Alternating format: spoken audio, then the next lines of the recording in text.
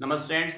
आइए आज हम फिर चर्चा करते हैं हमारे एक नए चैप्टर की, जिसका नाम है चैप्टर सदिश और सदिश से संबंधित उसके दिक्कोजयं।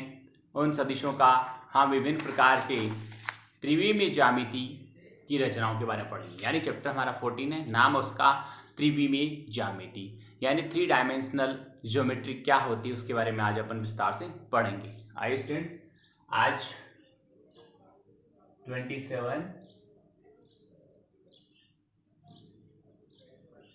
जुलाई चैप्टर है हमारा 3D बोलते हैं उसको वैसे तो। और वैसे हम बात करें 3 डायमेंशनल 3D शॉर्ट उसका नेम है। और यदि हम उसे कंप्लीट उसको बोलें तो 3 डायमेंशनल जियोमेट्री उसको बोला जाता है।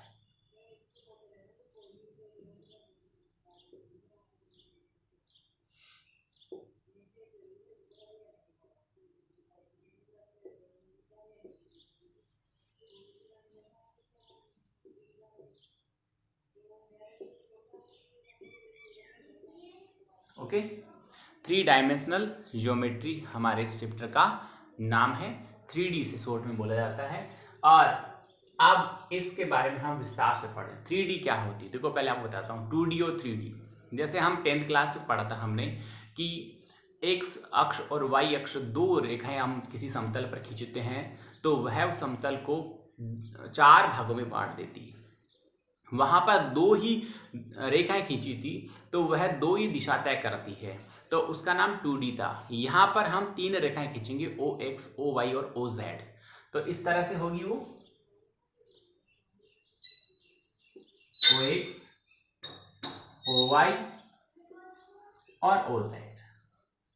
ठीक है, समझ में आई?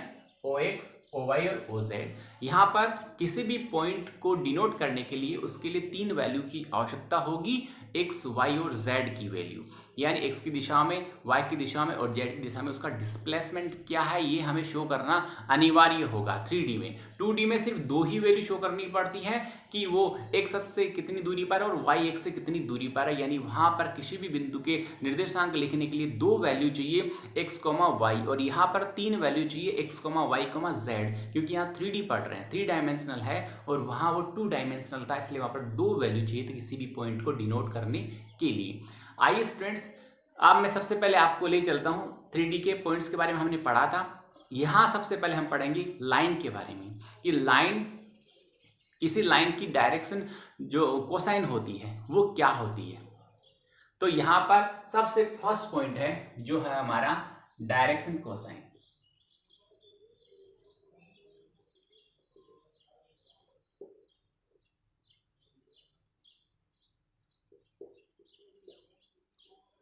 जिसे हम दिक्कोजय भी बोलते हैं।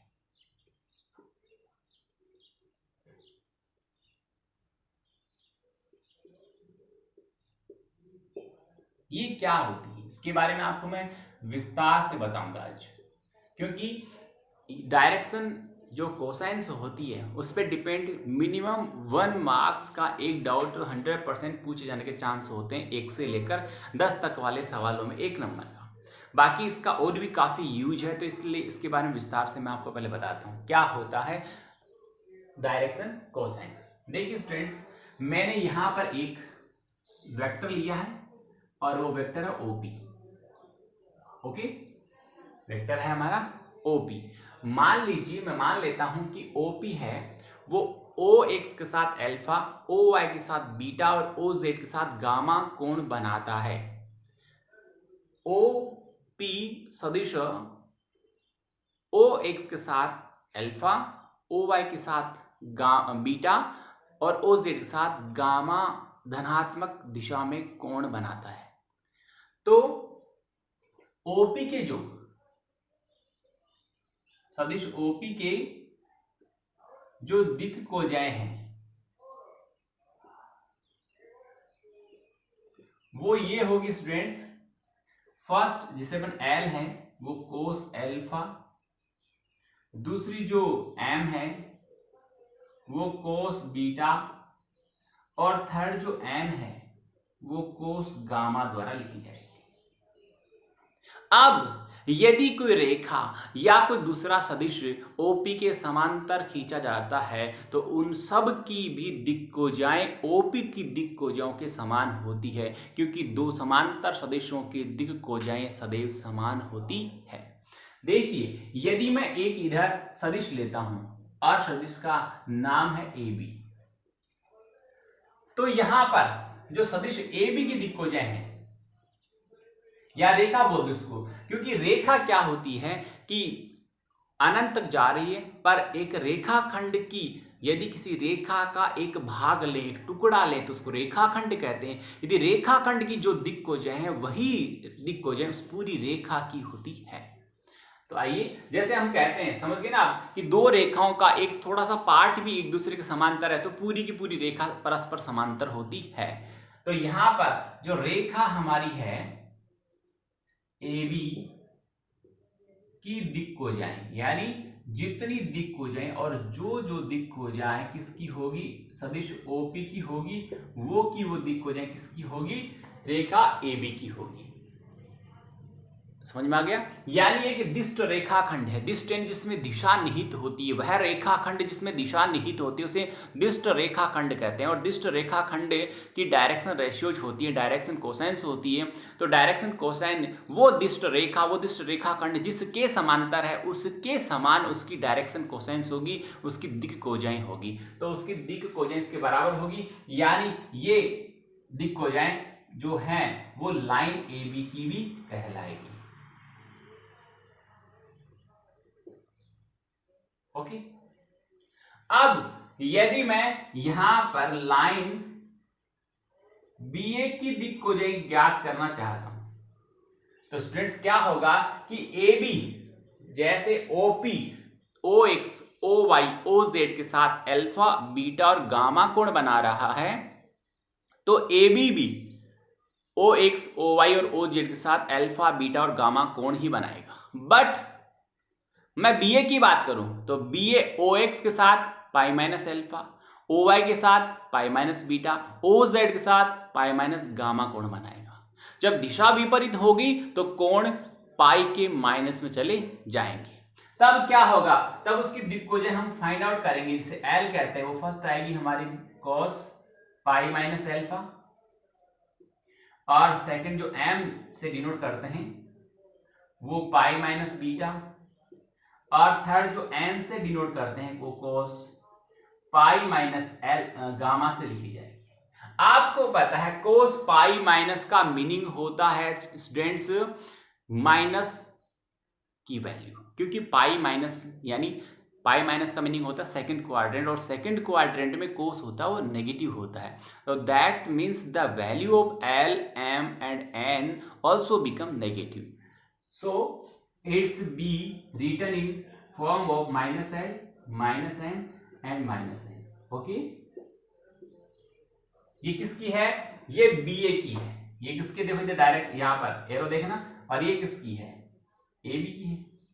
जो तो आप समझ गए होंगे कि यदि किसी सदिश की दिक्कोजाएं L, M, N है और उसका नाम AB है, तो आप BA की दिक्कोजाएं ज्ञात करेंगे तो माइनस L, माइनस M और माइनस N के द्वारा दर्शाई जाएगी। तो स्टूडेंट्स इस प्रकार हम किसी रेखा की दिक्कोजाओं को तय कर सकते हैं। आप देखिए, आगे हम चलते हैं, इसी बिंदु पे आगे बढ़ते हैं। आज दिक्कोजाओं के बारे में अच्छे से पढ़ेंगे।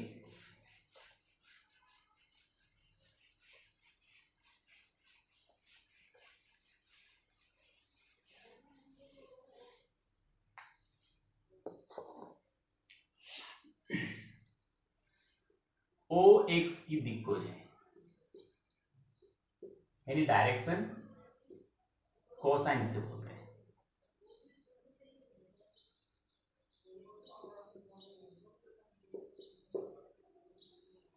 वो होती है हमारे पास 1, 0 और 0। L का वैल्यू 1 होता है, M का वैल्यू 0 होता है, N का वैल्यू 0 होता है। OY की बात करें तो OY क्या आएगी, आपको पता चल गया हो क्या लिखूंगा मैं, 0, 1, 0। और OZ की मैं लिखूंगा तो भी आपको पता चल गया हो क्या लिखूंगा मैं, वहां 0, 0 और 1 लिखूंगा। ये तीनों अक्षों की हमने दिक्कोजय यहां पर लिखी है। आगे देखिए, यहां पर एक बहुत ही शानदार जो पॉइंट है, जो हमारे बहुत ही ज्यादा यूज आने वाला है, उसकी मैं यदि बात करता हूं तो वो रिलेशन ये होता है कि L square, the square of the all direction cosines, the square of the sum of all direction cosine always become 1। तीनों डायरेक्शन कोसाइन के स्क्वायर का सम 1 होता, 1 होता है। तो स्टूडेंट हम बात कर रहे थे कि डायरेक्शन कोसाइन के बीच में रिलेशन होता है L square plus M square plus N square is equal 1 होता है। तो स्टूडेंट्स आगे हम पढ़ते हैं कि डायरेक्शन जो इसके रेशियोज होते हैं वो उनमें क्या रिलेशन होता है, डायरेक्शन रेशियो और डायरेक्शन कोसाइन में क्या रिलेशन होता है। यदि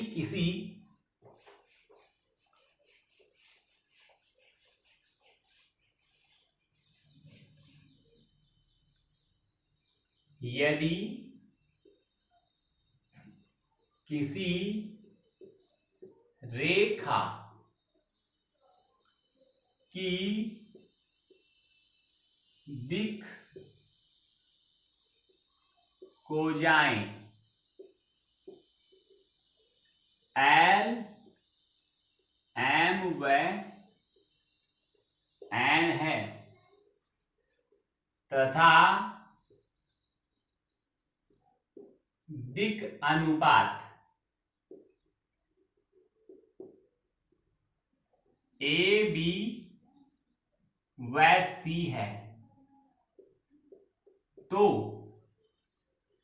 L upon A is equal M upon B is equal N upon C होता है। इसको अपन इज इक्वल कॉन्स्टेंट के मान सकते हैं। समझ में इतनी बात?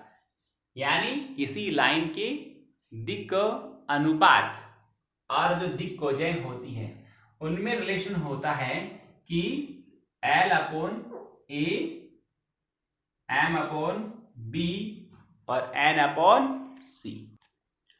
अब यदि मैं इसे इक्वल के कांस्टेंट लेता हूं तो एल इज इक्वल के ए हो गया, M is equal K B हो गया और एन इज इक्वल के सी हो गया। अब यहां मैं L square plus M square plus N square का रिलेशन यदि अप्लाई करता हूं तो ये हो गया K square A square plus K square B square plus K square C square is equal 1। K square यहां आ जाता है कॉमन, तो के स्क्वायर जब मैंने कॉमन लिया तो ब्रेसिस में हमारे पास में A square plus B square plus C square is equal. और जब हम यहां के का वैल्यू फाइंड आउट कर रहे हैं तो हमारे पास के का वैल्यू आता है students plus minus 1 by A square plus B square plus C square का अंडर रूट। आया समझ में?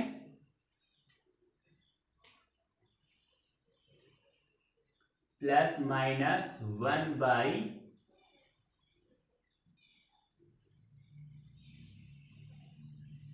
A square plus B square plus C square का अंडर रूट।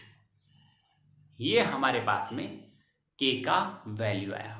अब यहां देखिए एल की वैल्यू क्या होगी, तब एल था के ए के बराबर, ओके। और ए तो अपनी जगह पड़ा है, के का वैल्यू रख दूंगा मैं, वो क्या था plus minus A square plus B square plus C square. अब स्टूडेंट्स मैं बात करूंगा एन की, तो M is equal K B था, बी को अपनी जगह पड़ा रहने दीजिए, तो बी का वैल्यू बनेगा यानी एम का वैल्यू बनेगा plus minus B by A square plus B square plus C square root के अंदर A square plus B square plus C square. Okay, और n का वैल्यू है के सी, तो इसका वैल्यू बनेगा c by A square plus B square plus C square. Okay, अब students आपको बताना चाहूंगा कि चूंकि किसी भी रेखा की दिक् अनुपात यदि ए बी सी है तो A square plus B square plus C square का रूट उसका परिमाण हो जाता है। तो परिमाण A square plus B square plus C square का जो रूट निकालते हैं वो उसके परिमाण r से डिनोट होता है। तो ये r के बराबर हो गया, और r का वैल्यू जब हम यहां रखेंगे तो ये plus minus A by R, याद रखिए इस चीज को, और ये हो गया plus minus B by R, और ये हो गया plus minus C by R. कौन? किसी लाइन के जो डायरेक्शन कोसाइन है एल एम और एन का वैल्यू जब उसके दिक् अनुपात ए बी सी गिवन हो तो उसका एल होता है plus minus A by R plus minus B by R plus minus C by R होता है। तो ये हुआ डायरेक्शन कोसाइन और डायरेक्शन रेशियो में रिलेशन। स्टूडेंट्स आगे बढ़ते हैं हम कि दो बिंदुओं को, ये देख लिया होगा, दो बिंदुओं को मिलाने वाली रेखा के दिक् अनुपात क्या होते हैं, दिक् कोसाइन क्या होते हैं। आइए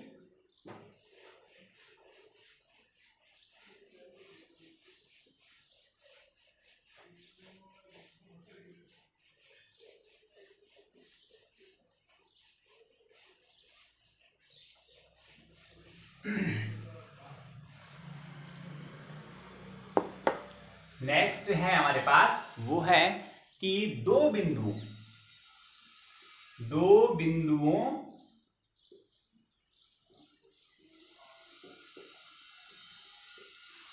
को मिलाने वाली रेखा के दिक् अनुपात व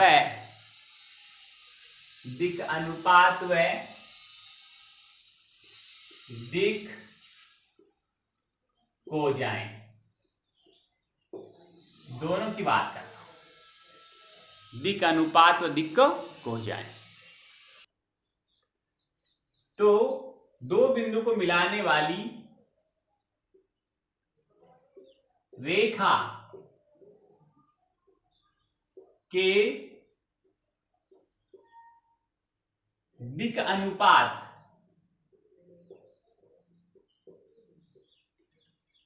और दिक् कोसाइन हम ज्ञात कर रहे हैं। मान लीजिए स्टूडेंट्स दो पॉइंट है और वो x1 y1 और z1 P पॉइंट है, एंड दूसरा जो बिंदु है, दूसरा जो पॉइंट है वो Q है और वो है x2 y2 and z2। Okay, अब हमें P और Q को मिलाने वाले रेखाखंड के सबसे पहले दिक् अनुपात डायरेक्शन रेशियो फाइंड आउट कर रहे हैं। तो हम जब इसके डायरेक्शन रेशियो पता करेंगे,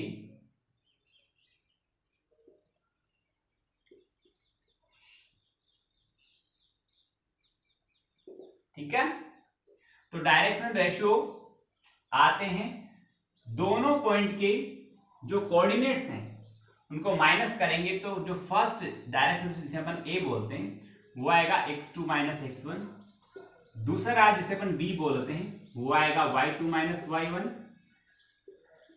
और तीसरा जिसे हम c बोलते हैं वो आएगा z2 माइनस z1। इतनी बात समझ में आ गई? ये हो गए इसके डायरेक्शन रेशियो। अब इसका हमें परिमाण चाहिए, सदिश बात करता हूं सदिश PQ की, तो सदिश PQ बनेगा हमारे पास में x2 माइनस x1 i के, क्योंकि दो बिंदुओं को मिलाने वाला सदिश उन दोनों बिंदुओं की जो निर्देशांक होते हैं उनको घटाकर बनाया जाता है, jk plus z2 minus z1 के। ओके, अब यहां इसका परिमाण हमें चाहिए कि magnitude of vector PQ is equal magnitude of any vector become the sum of the square of all its direction ratios, its square root also, x2 minus x1 whole square plus y2 minus y1 whole square plus z2 minus z1 whole square of square root। समझ में आ गई इतनी बात? ये इसका परिमाण है, ये इसका मैग्नीट्यूड है, इसका मापांक है। और ये मापांक हमारे पास आ गया क्या? x2 माइनस x1 का whole square, y2 minus y1 का स्क्वायर, z2 माइनस z1 का होल स्क्वायर। जब मैंने कहा था जब किसी सदिश के दिक् अनुपात ज्ञात हो तो उसकी डायरेक्शन रेशियो जो हम डायरेक्शन कोसाइन जो हम l, m और n होते हैं उनको ज्ञात करने का तरीका होता है प्लस माइनस a बटा उसका परिमाण। बोला था a क्या है उसका, यदि उसके दिक् अनुपात a b c है तो a अपॉन r l होगा, b अपॉन r m होगा, c अपॉन r n होगा। r क्या है उसका परिमाण है, मापांक है। अब इसका पहला, इसके अकॉर्डिंग इसका पहला दिक् अनुपात x2 माइनस x1 है तो x2 माइनस x1 और नीचे उसका क्या आएगा, यहां प्लस माइनस लगा देता हूं, नीचे उसका परिमाण आएगा। परिमाण ये पूरा है, इसको मैं यदि r से लिखता हूं स्टूडेंट्स शॉर्ट में आ जाएगा, नहीं अपने पास में तो r आ जाएगा, या फिर कंप्लीट आ जाएगा x2 माइनस x1 का whole square plus y2 minus y1 का whole square plus z2 minus z1 का होल स्क्वायर का अंडर रूट क्या हो जाएगा, r का वैल्यू हो जाएगा। समझ में आ रही होगी बात कि दो बिंदुओं को मिलाने वाले सदिश के दिक् अनुपात किस प्रकार से ज्ञात किए जाते हैं। ये परिमाण आ गया। अब इसके दिक् अनुपात तो हो गए, ये कौन, x2 minus x1, y2 minus y1, z2 minus z1, ये हो गया वो सदिश, दो बिंदु को मिलाने वाला सदिश बना दिया, ये उसका परिमाण निकाल दिया और ये इसके डायरेक्शन कोसाइन से आप फाइंड आउट कर लेंगे। स्टूडेंट्स उम्मीद करता हूं इतनी बात आपको अच्छी लगी होगी, समझ में आई होगी और बहुत ही शानदार हमारा टॉपिक है, बहुत शानदार हमारा चैप्टर है 3D, 3 डायमेंशनल ज्योमेट्री है। इसको अच्छी तरह पढ़ें। इसमें से 7 नंबर का डायरेक्टली 7 नंबर के 7 मार्क्स के क्वेश्चन आते हैं। एक क्वेश्चन आएगा 6 मार्क्स का आएगा, एक क्वेश्चन आएगा 1 मार्क्स का आएगा, जो मैंने आपको एक्सप्लेन किया है। तो बहुत ही शानदार, बहुत ही इंपॉर्टेंट और वेटेज वाला चैप्टर है। इसको ढंग से पढ़ें, समझें, हल करें और तैयारी करें। उम्मीद करता हूँ आपको अच्छा लगा होगा, समझ में आया होगा। बहुत बहुत धन्यवाद।